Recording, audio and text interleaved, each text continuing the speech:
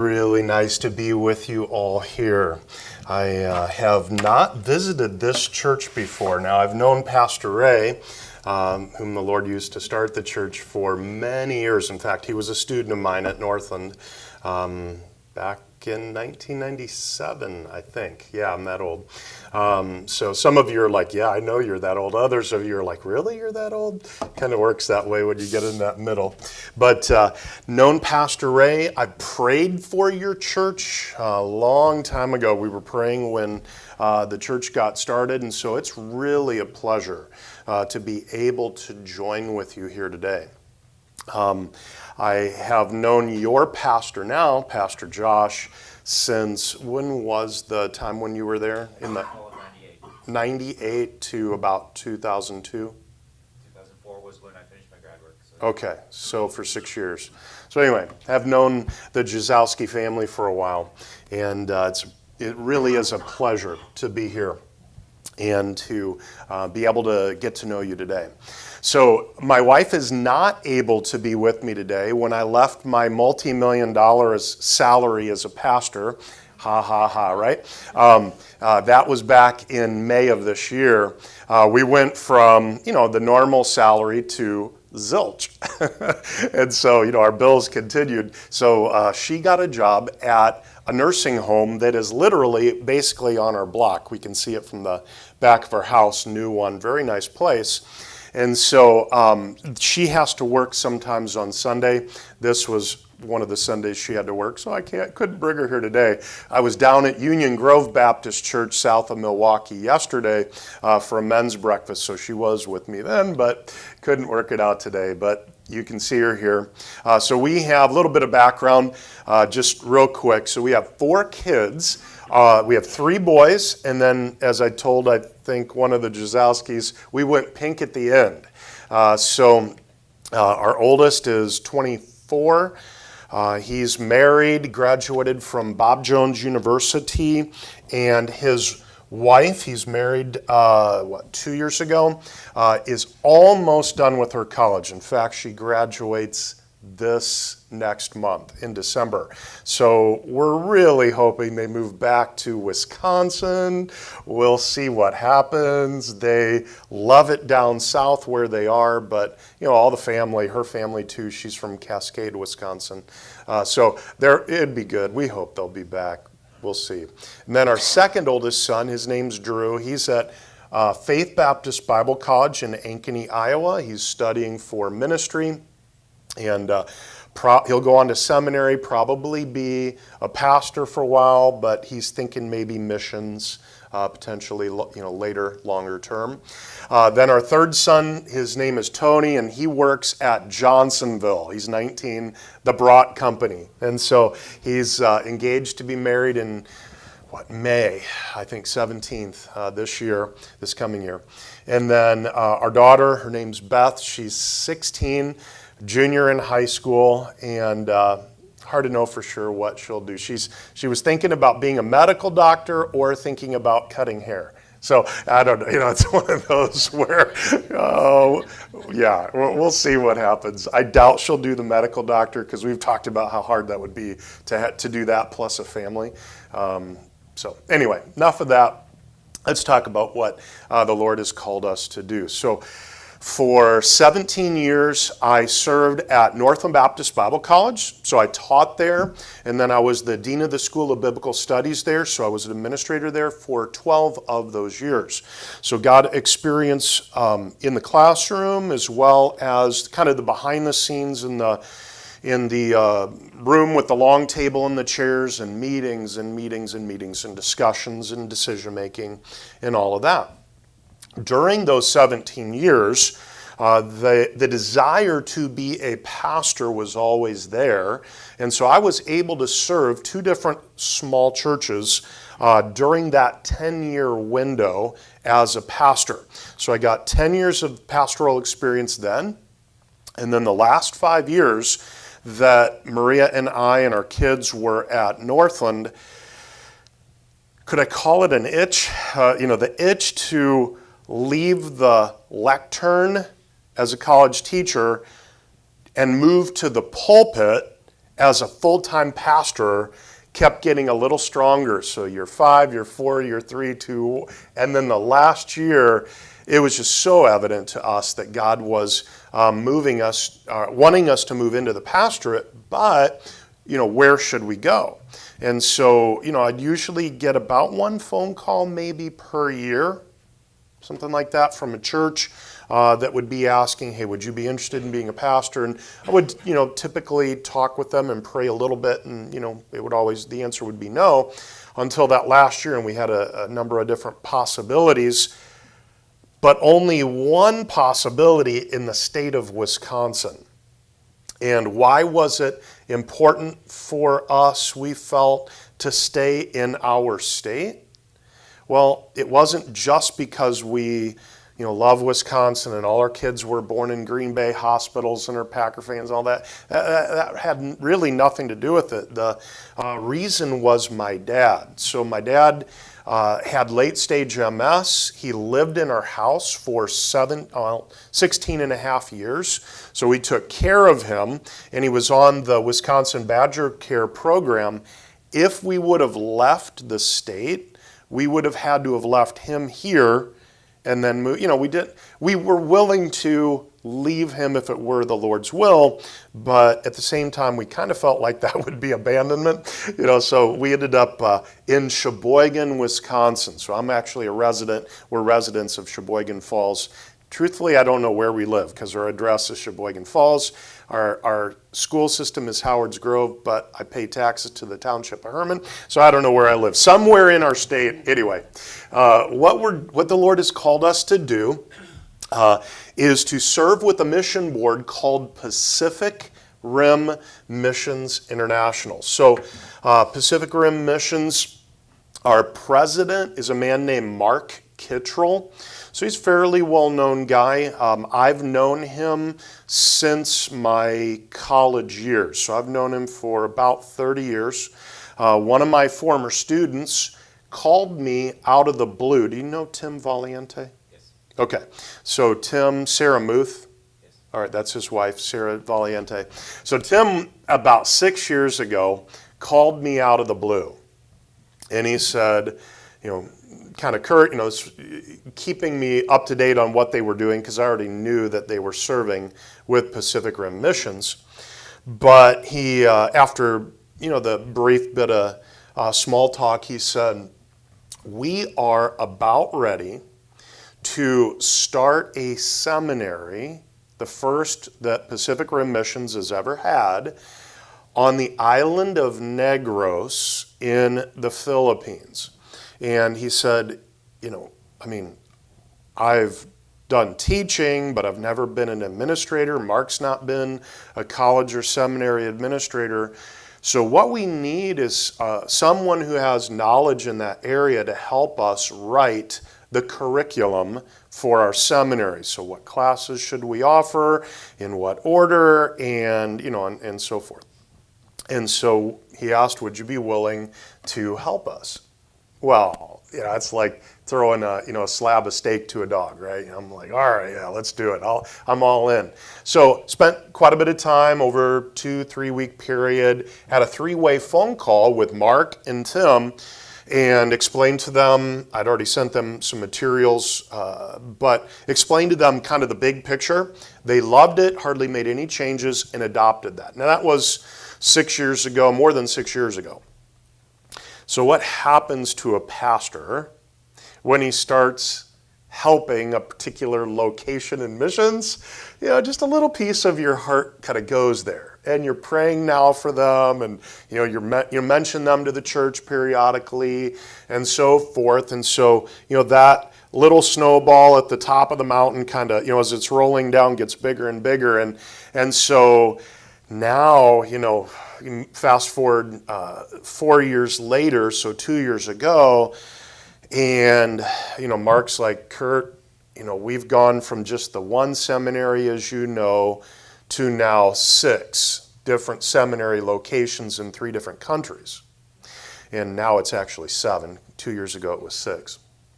And he said, we are in over our heads. We really need some help. And what we need first and foremost is a guy who has a pastor's heart. And since I'd served as a pastor for, well, I say 20 years, but to be truthful, it's 19 and 3/4 years. Okay, so, if you want to be exact, we were for nine and 3/4 years we served at our church in Sheboygan. And so I didn't get my watch for making it 10 years. And, I told the leadership team, I'm like, look, I know I'm not going to get a watch, but at least get me a plaque or something. And so they got me basically this big old thing plaque, and it says 9 and 3/4 years on it. So I love it. It's in my office. Anyway, for basically 20 years I served as a pastor.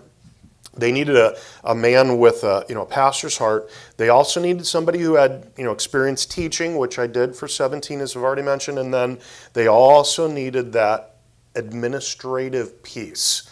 And so he's like, Kurt, would you be willing to come along and serve with Pacific Rim Missions? I'm like, Mark, I'm just going to say, off the top of, right here, I think I'm going to say yes, but give us a little time to pray about it. So we did.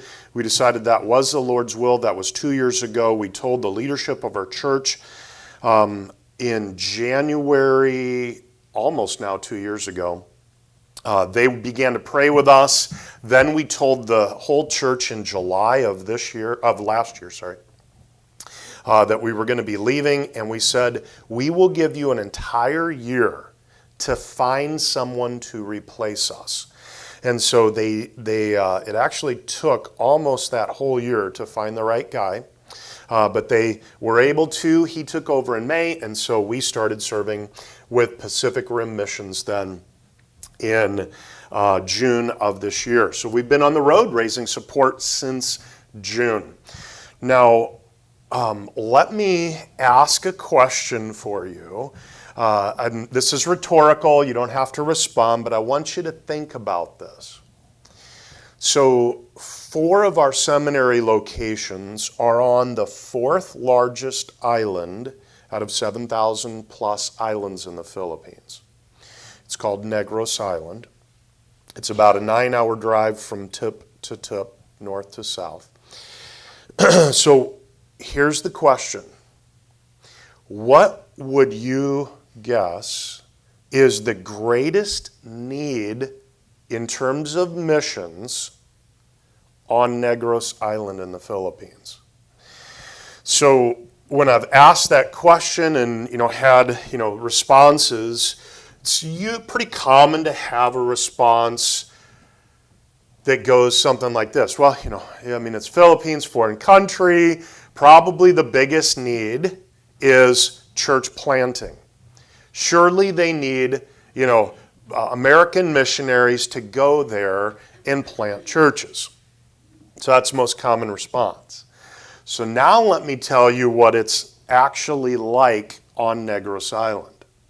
So in the state of Wisconsin, we have roughly 200 Baptist churches that are like-minded with us here at Lakeshore Baptist. Okay, about 200.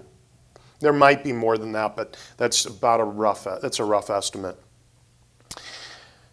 On Negros Island, which is smaller than Wisconsin in terms of total land size, not a lot smaller, but still smaller, there are over 1,000, slightly more than 1,000 Baptist churches just like this, only just on the western half. I don't have a count, I don't have a number on the eastern side of the mountain range that bisects the island. There is a much heavier concentration of churches like this one on Negros Island than there is in our state. Does that surprise you? the gospel's a powerful thing, and missionaries first landed in that central region. I'll show you some pictures in a minute of the Philippines back in the year 1900. And churches have been planted, and they've then since planted other churches. There are churches everywhere. There is no city on Negros Island where there isn't a church. There's not even a medium-sized village on Negros Island without a church. There's almost nowhere else to plant a church. One of the churches we're working with right now in the capital city, Bacolod, they don't even know hardly where to go to plant a church. So what they are doing, they're right now actively planting 2 churches on sugarcane plantations, because that's about the only place left to go. All right, so when we think of missions, we tend to think that America is it. Like it's the only main, there are a few missionaries going out from England or maybe from Germany or somewhere in South America, whatever. Realize that in the Philippines, on some of these islands, per capita, they're probably sending out more missionaries to foreign countries than we are here in America. Does this surprise you? It does surprise most people. We don't realize what's happening. So going back to the question, what is the greatest need, missionally speaking, on Negros Island in the Philippines? And they would say it is education of their pastors and of men who are interested in pastoring. So our goal in missions is to train pastors for the Philippines, India, and Myanmar, the 3 countries where we serve in, as well as church planters, men who want to go within their own countries and start additional churches, as well as missionaries. So we want to train pastors, church planters, and then men, families who are either from the Philippines or India or Myanmar who want to be missionaries to foreign countries. We want to train pastors, church planters, and missionaries from the Pacific Rim part of the world to go into other countries in the Pacific Rim for the glory of Christ. So we serve with Pacific Rim Missions in the Philippines. The Philippine Islands, 7,000 of them, are divided into 3 regions. There's the north, middle, and south. That northern or kind of reddish color region, Luzon is the largest island. Manila, the capital of the Philippines, is there. This is predominantly Roman Catholic. Okay, I was born and raised Roman Catholic, born again at the age of 16. So I know Catholicism well. There are a lot of good churches up in that northern region, but again, more Catholic than anything. Down here in the south, in this light blue region, what would you guess is the main religion there? Yeah, it's very sure. I don't know who said that, but you're right on. Islam. Why? Because Indonesia, the world's largest in terms of population, the world's largest Muslim country, is all right here. So a lot of Muslims are training bases for terrorists, I'm not exaggerating, down here. And then you have the middle, they call it the Visayan Islands. So in the Visayan Islands you have, let me blow it up, Panay, Negros, and Cebu, kind of neighboring islands that have a very heavy concentration of churches like this one. The gospel first arrived, as far as I can tell, in the Philippines. For the first time, Baptist missionaries landed on Panay Island in exactly the year 1900. The Catholics arrived there, they conquered the country in the year, I think it was 1688, something like that. And they sent Catholic monks and priests. So, Catholicism has been here, but the true gospel, if not before, it definitely arrived in 1900 on Panay. So churches all over Panay Island, they have a seminary, just one, but there is a seminary in Iloilo, which is the capital of the island. It's over 1 million people. Somewhere along the way, the gospel crossed this little strip of water here, over to our island, Negros, and we now have seminaries up north, in the middle, 2 locations, and then down in the south here on the island. And now there are a lot of churches on Cebu.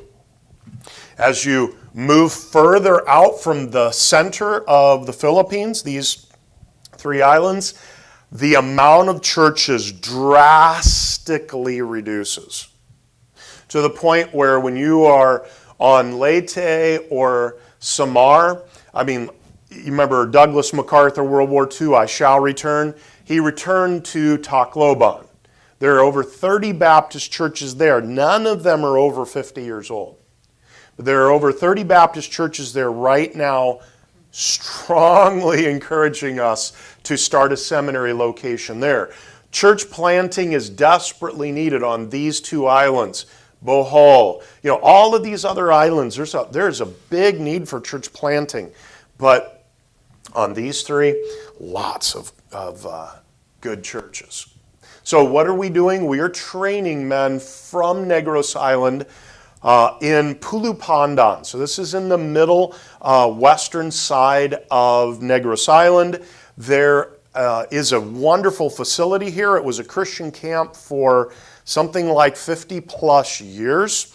It was donated to our mission board over 10 years ago. So we run a Christian camp here for youth, children as well as teenagers. We had over 3,000 campers last summer. We average over 3,000 campers per summer. And so we raise money. It's $10 for an entire week of camp. That's everything, food, the whole thing, to bring a person there. So we raise enough money for 600 unsaved teenagers to be able to go to camp.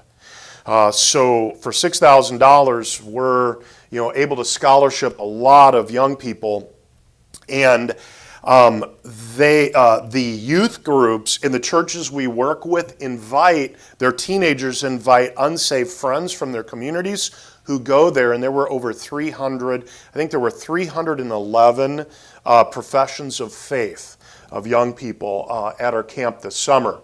So this is a wonderful facility, and I know when you and I look at that, we're kind of like, ooh, that looks a little bit run down.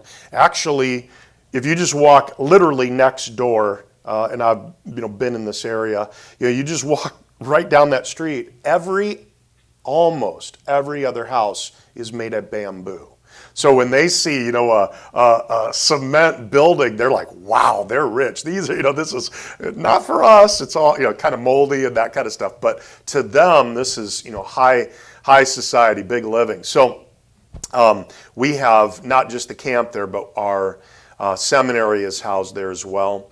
In the northern location, we work through Maranatha Baptist Church. So we don't have a separate building. All of our classes are run out of their large facility. This is a church of about 500 people. The largest church that has a pastor going to our seminaries in the Philippines, they have 900 in their church, but there are a number of churches, 300, 400, 200, 500, where the pastors are in our seminary. But then there are a lot of churches where, there are 25. So the pastor is, in our school, and they have 25 people. So, real variety of sizes of churches, but again, all like-minded. The man in the light blue shirt, so as I'm standing there to my left, to the right on the screen, his name is Pastor Juno Gila. He's the senior pastor of this church. They have 5 pastors there, but that's Maranatha Baptist. So this is in, our northern location on the island is in the capital city. Bacolod has 600,000 people at night and 1 million people per day.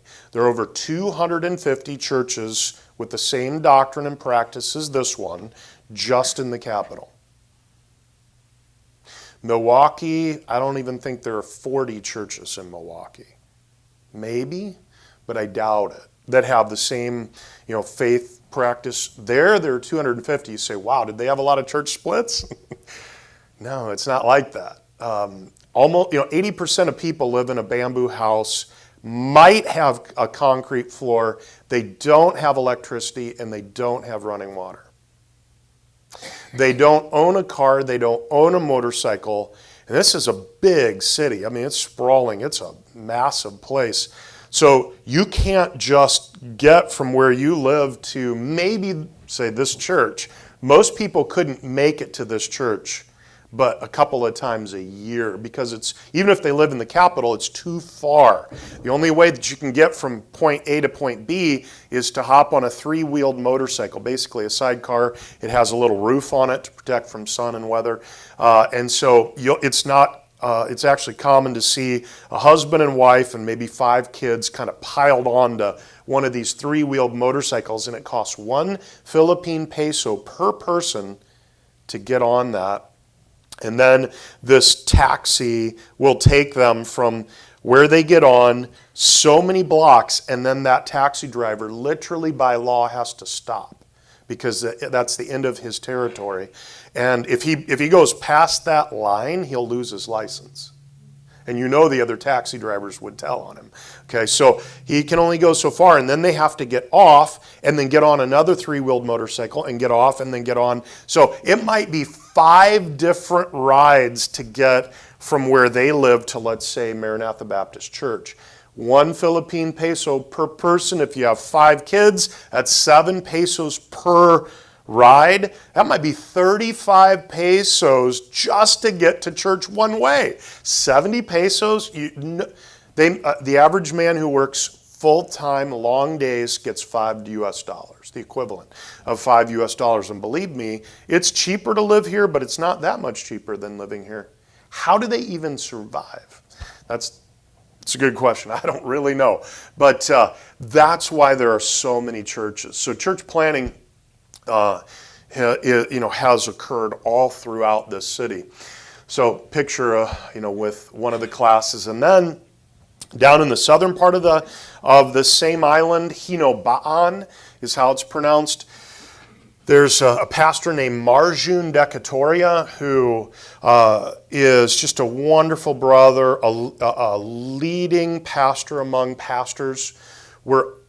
When we are considering starting a new location, it's always about finding a really good church and a really wonderful pastor who believes like we believe and who is recognized by other pastors in the area as a leader. And so Pastor Marjun is one of those men, but Hinobaan is a small city. I'm saying 20,000, I don't even think it's 20,000 people. So, why would we go there? Well, Pastor Marjun said, all right, look, if you come down here, I promise we'll have 50 pastors here who are studying. And we're like, where are they going to come from? We don't know. So, Mark dipped his toe at, proverbially speaking, in the water here to see if anyone would actually show up. Sure enough, there were 50 pastors. Most of the guys who come to classes here walk down. It can take them even 3 days, but they walk down from the jungle-covered mountains in the southern part of this island to get to Hinobaan. Most of them don't even have a bicycle. A couple of them have a motorcycle, but most don't. So they walk to get there. So we have, roughly full-time students. We have about 15 to 20 in each of those 3 locations. We have a new location that opened up 2 months ago. I don't even have pictures yet of that, but it's also on the western side of the island. So we're there. In the Philippines, we have a total students, full-time and part-time. We probably have it's probably something like 120 who are taking classes. We have also, in the past few years opened a seminary location in Yangon, Myanmar. Now, this seminary right now is kind of teetering. I'd rather just be honest with you. I don't want to, tell you that it's going really well here, because it is not. This is the building where we are. It's a small building. We had 11 students last year. We only have 10 students there this year. And so we're actively trying to decide, are we going to keep this location open or are we going to close it? There are at least 2 others. Now this is the largest city in Myanmar. So there are, all right. What country on earth has the highest percentage of born-again Baptist believers? It's right here, the United States. What country in the world has the second highest concentration of Baptist believers? India. Okay, and the reason is missions getting there in the late 1700s. William Carey, one of the first to be there, and now there are churches all over the place in southern India. Not in northern, but in southern India. Churches everywhere. Okay, what country has the third highest amount of believers, just like here in our church? Myanmar. Okay, so I know we're like, what? Yeah, there are lots of churches in Myanmar. So why are we struggling here in the seminary? Well, it's very simple. Civil war. Literally, they've been fighting a civil war for roughly 3 years.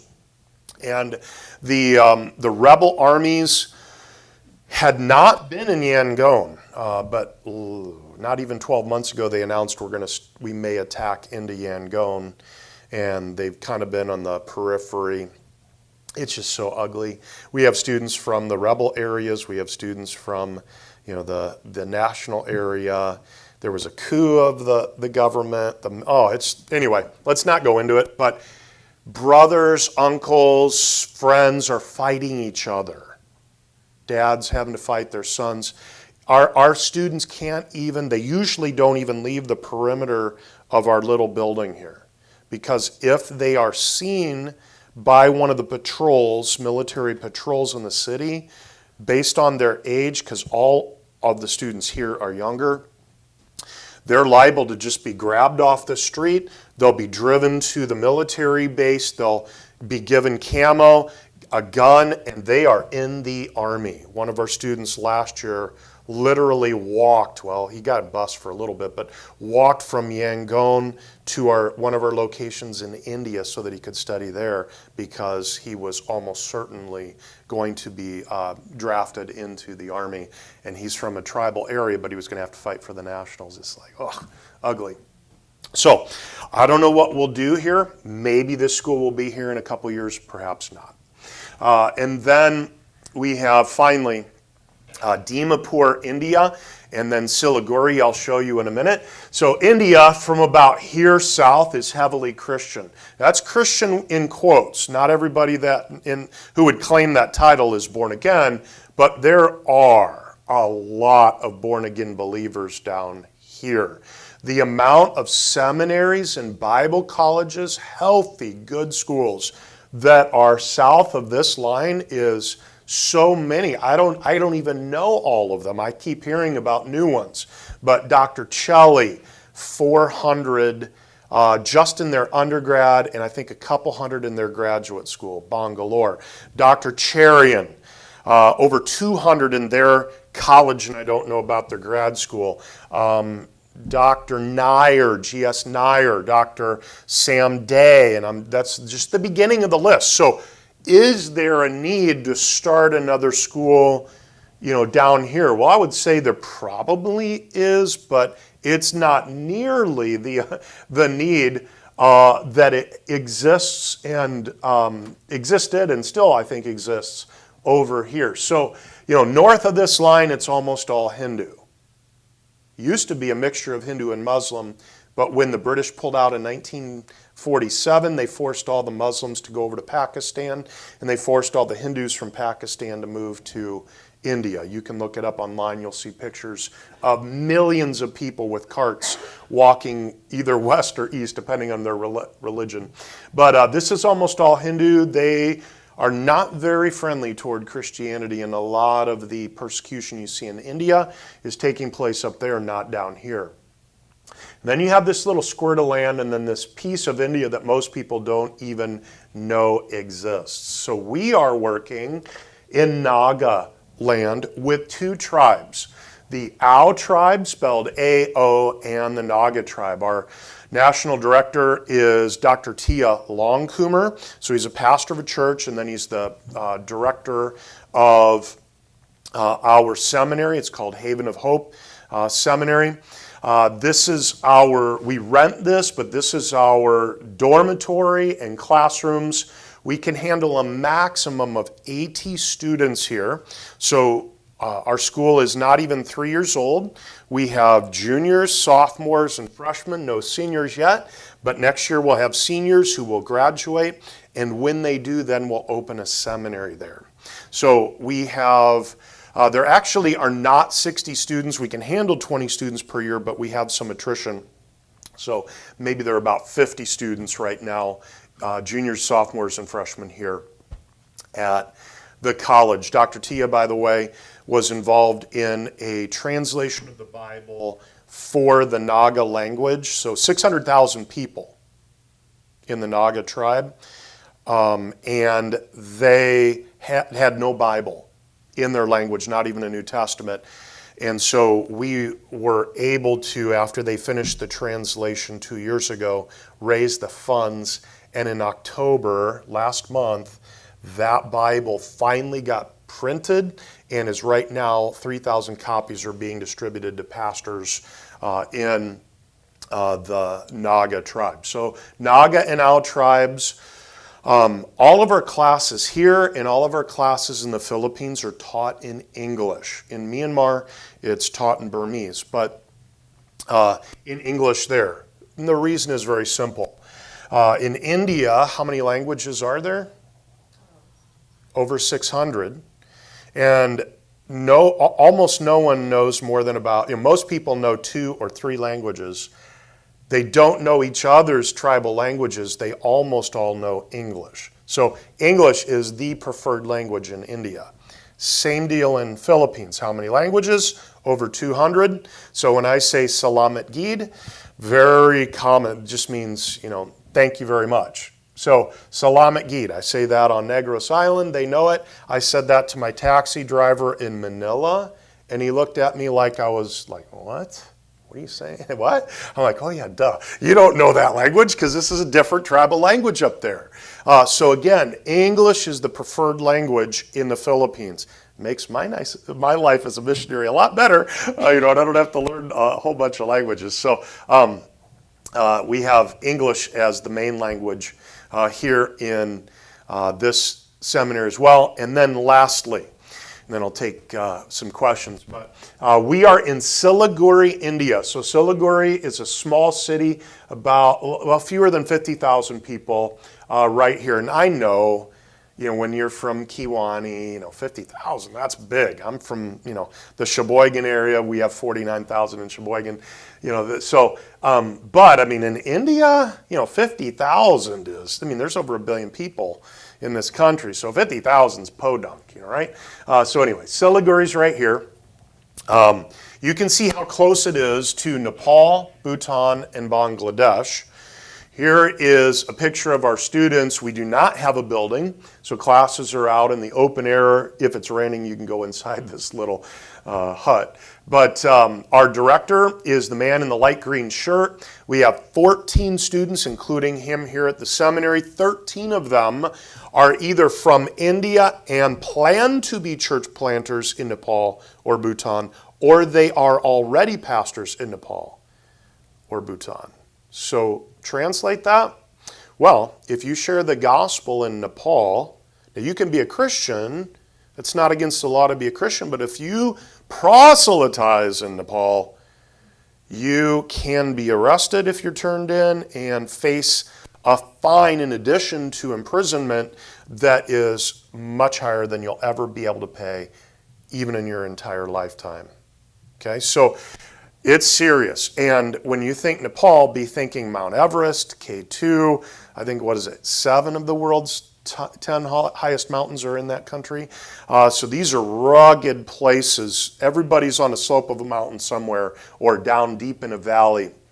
That's where the villages and cities are. So these men are literally on the front lines. They are already or they plan to be pastors in that country or in Nepal. A couple, I think, are interested potentially in Bangladesh. But in Nepal, in Nepal, you have a Buddhist country. The king and queen are Buddhist, and they hate Christianity.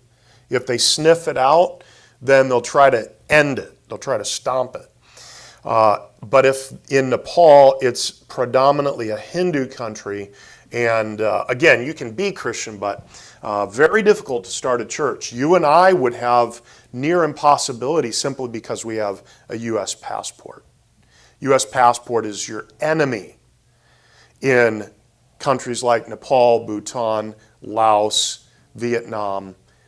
You have a Filipino passport, they don't even look twice. They don't even ask you a question. Our Filipino men who are studying in our seminaries can go directly into Laos. It's one of the world's few remaining communist countries. One of the churches, their pastor preached for us in Sheboygan. They have about 500 in their church. I haven't mentioned them yet. But anyway, he was in our area. He was down in Chicago, so he came up and spoke in our church in Sheboygan, had dinner with him. He told me that from their church alone, they have sent 5 families into Laos that have started 5 churches in Laos. If I went into Laos with my passport, they would think I'm CIA. I mean, I've been to like Siberia, literally, all over Siberia, and I have to turn my passport in, which is really scary because you're going around the country and you don't even have your passport. But the KGB, they call it FSB now, but the KGB, they hold my passport, and it's just unnerving. But constantly under observation when you're an American in these countries. Filipinos, and I'll end with this and then take some questions. But Filipinos, I was in Maranatha Baptist Church last November, so almost a year ago, preaching a missions conference. There were 200 full-time Christian workers in this conference. 100 of them are pastors, school teachers, college teachers from Negros Island. The other 100 full-time Christian workers there were missionaries, all of them Filipino missionaries. Most of those from Negros Island who have been sent all throughout the 1040 window. I met missionaries who are Filipino who serve in Africa, United Arab Emirates, Saudi Arabia, Pakistan, Malaysia. I mean, I met a guy who is a missionary to a tribe in a remote part of the Philippines who has planted a church. They just finished the roof on the building, new building for a new church. They've got over 50 people there now. And this tribe stopped headhunting 1 generation ago. So we got to know each other. Santos Peterson's his name. And by the end of the conference, we'd become such good friends. He took a tribal necklace off of his neck and gave it to me, put it on me. And at the bottom, it has a machete. It has their ceremonial sword that was used to lop people's heads off. So, I mean, these men that we're training are either pastors already, or they're going to be pastors, or they're planning to be missionaries in parts of the world that are so restricted it's very difficult for people like you and me to go. If we go into these countries, we go in as business people to, not the Philippines, but in other countries, we have to go in kind of as a business person. And then, kind of plant a church on the side, if you will. That's the only way we get in there. These folks, they're welcome. And in most cases, or in many cases, like here in Siliguri, they already know the tribe. They know the language. They're part of that tribe. So it's easy for them to cross the border and start a church. Okay, I think I am out of time. let's take one or two questions. Is there anything you'd really like to ask here before we stop? All right, Pastor. We'll pray and close this time and then go to our fellowship. Dear Heavenly Father, our hearts have been encouraged when we hear this. We know that Jesus promised to build his church and that the gates of hell will not prevail against it. But so often in our experience, we don't see a lot of church building taking place. It seems like in our limited perspective that maybe the gospel has lost its power. But that is not the case, and we're so grateful for testimonies like this that Christ is fulfilling his promise, and you are doing that work. Help us to pray for ministries like this. Help us to consider if you would have us support financially ministries like this, but help us also to pray for opportunities that you would use us where we are, because you work through people just like us. Help us to be reminded of that. It's in Jesus' name I pray. Amen.